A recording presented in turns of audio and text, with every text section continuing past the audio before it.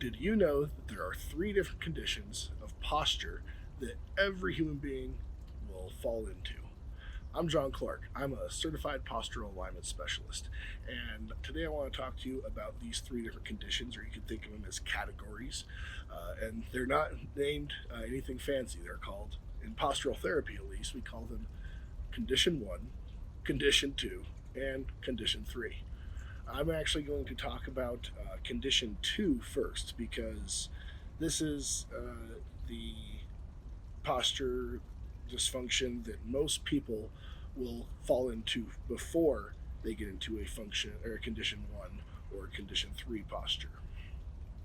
So, a condition two posture is simply a rotation posture or an asymmetrical posture from if you like split the body down this plane down the middle here, and like a mirror image, look at the left shoulder compared to the right shoulder, or the well, I think I just did that backwards, but anyway, the left hip compared to the right hip, the left knee compared to the right knee, and you look for the asymmetries across the body.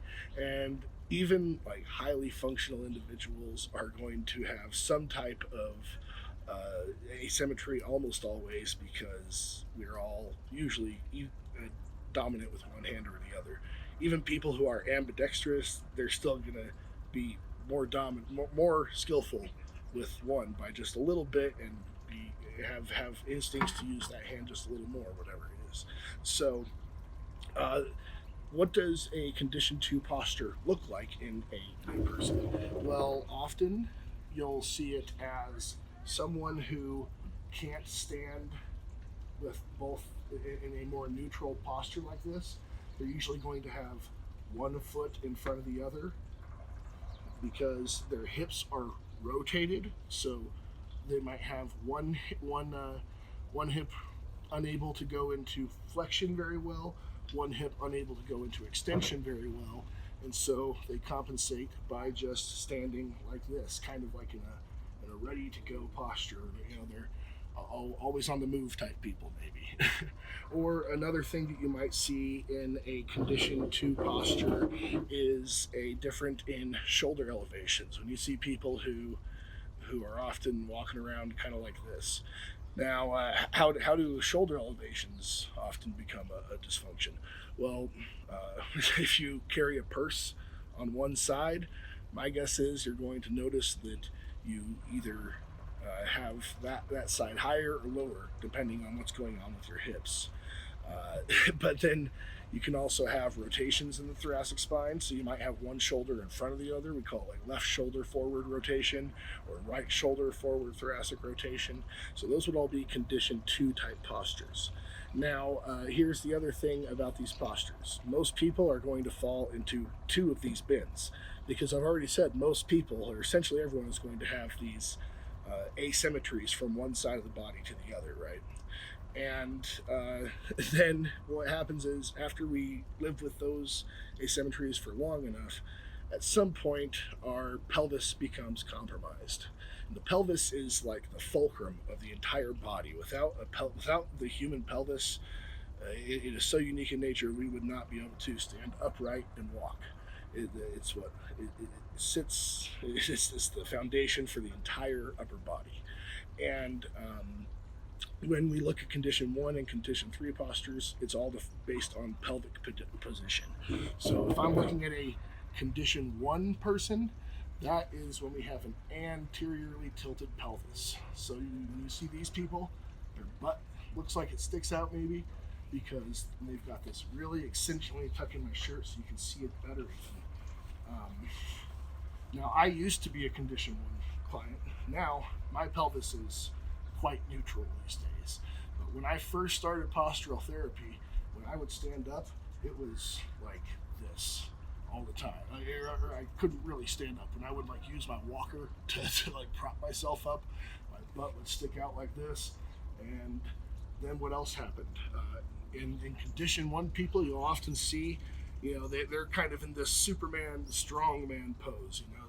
They're often the people who are going to want to put their hands on their hips like this and stand with their femurs rotated out, their feet pointing out, duck-footed people.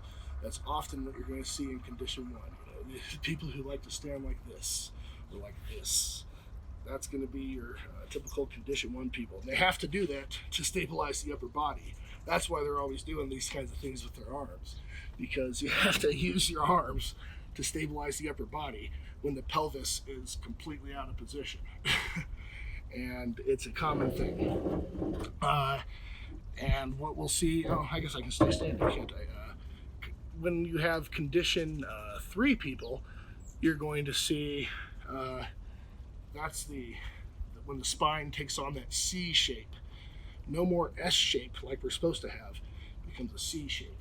So when you see people walking around like this, and the front of their pelvis is tilted forward or is tilted upward, and we call that a posterior pelvic tilt.